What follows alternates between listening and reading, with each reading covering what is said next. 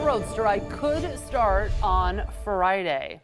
It's been in the works since January 2020, but may finally come to a head this week. Skyview 21 flying over one of the rail yards in our area. This is actually in Enola. Tonight, railroads are already starting to prepare by curtailing shipments and changing passenger routes. Let's go to CBS 21's Samantha York tonight. She spent the day with union leaders and officials and joins us now in Harrisburg with more. Well, Joldy and Jasmine, take a thought about this. Metal, chemicals, and all the different equipment that we use in our everyday lives, whether it be animal feed or coal, these are all moved by rail. So a strike could have major effects on our region.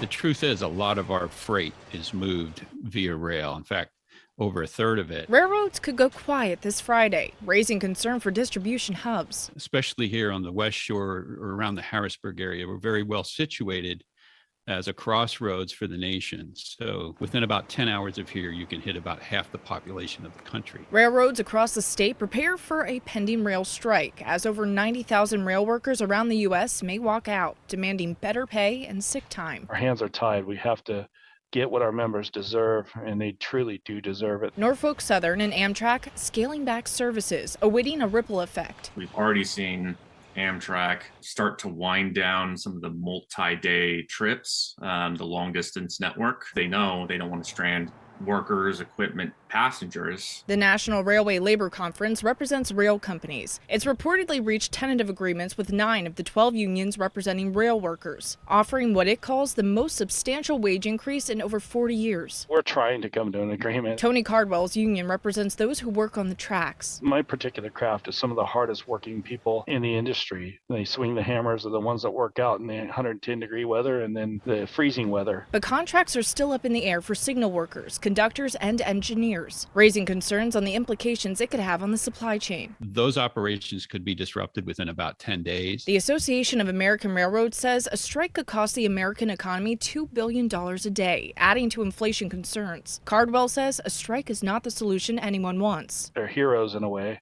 and I think they should be considered that. They worked through the pandemic. They kept this economy going. I'm told if a strike happens, consumers wouldn't notice right away. But if it's a long strike, that's when we could start to see empty shelves in stores and bigger supply chain disruptions. Reporting live, I'm Samantha York, CBS 21 News.